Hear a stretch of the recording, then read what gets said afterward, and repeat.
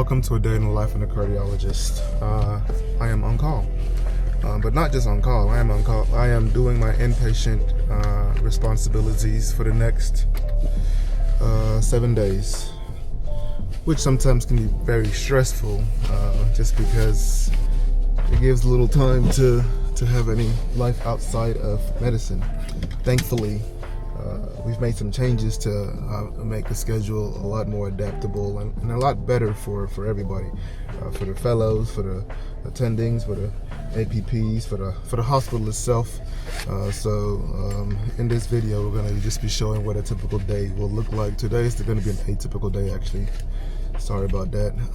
But tomorrow and Wednesday are going to be more of my typical days, especially Wednesday being the day that I am on call. The volume may change. Oh, it's not going to change. Where I am on call for the next 24 hours on Wednesday. 12 hours is going to be in the hospital, and then 12 hours at home answering any calls that I may have.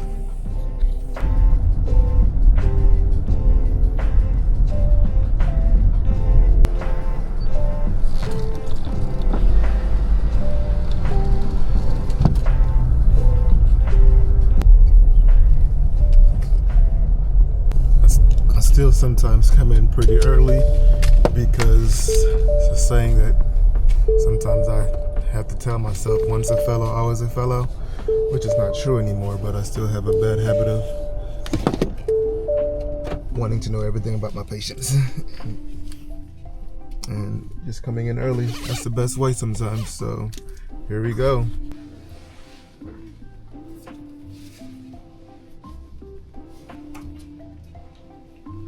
Alright, so we got the patient list, and it's been a while since I've ever had just one new patient to see in the morning. So just one new patient.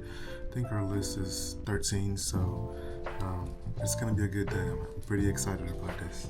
Alright, so the patient that I'm seeing, the reason that I'm seeing them for is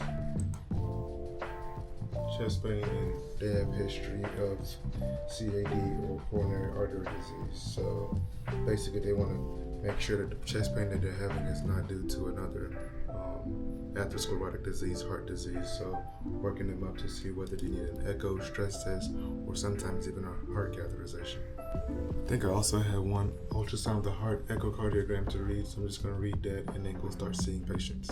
So I got excited because I only had one patient to see, not one patient, 13 patients to see on my list. Turns out I was in the wrong list that I was looking at. Turns out the list that I was looking at was not 13, was actually 11. The other two was supposed to be on my list. So I actually have 19 to see.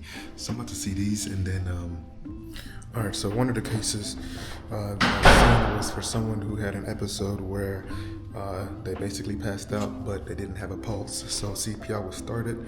By the time EMS came, emergency came, it was doing well, back in a normal rhythm.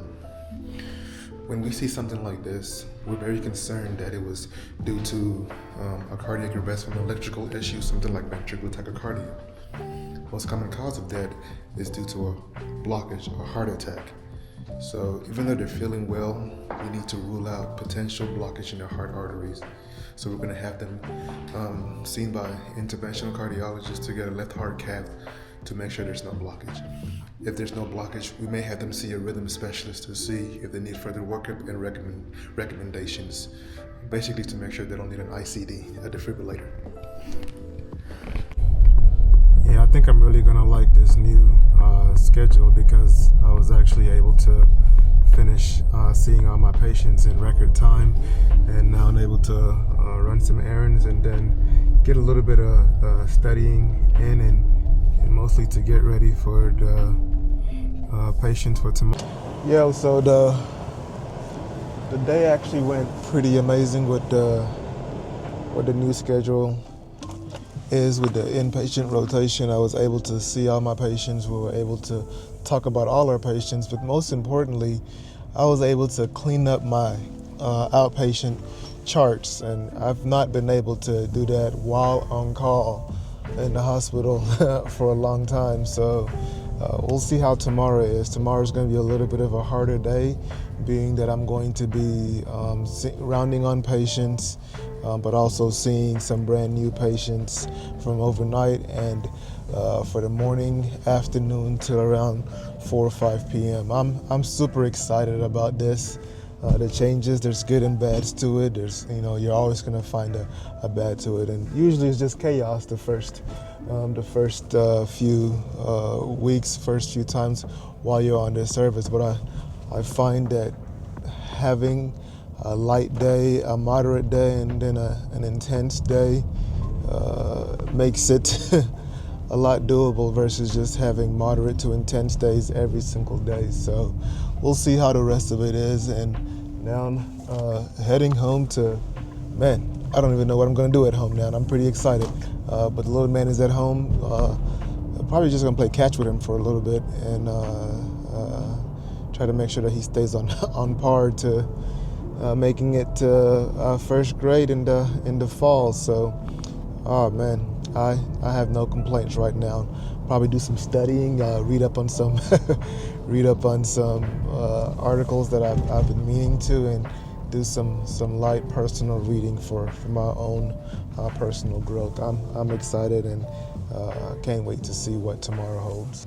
So I think before the day is over with, I wanted to talk about the most interesting case that I saw, and it's a case of atrial fibrillation, which is an abnormal rhythm that comes from the top part of the heart. It can lead to people feeling very uncomfortable, palpitations, sometimes chest pain, sometimes chest discomfort. Sometimes they have symptoms that they just can't describe what they're feeling.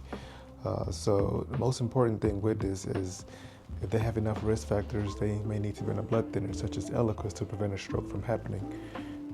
Secondly, you can potentially cure it with an ablation, but you have to look at the risk factors, and one of the biggest modifiable risk factors is your weight. So a lot of individuals, we ask them to be around, to lose around 10 pounds.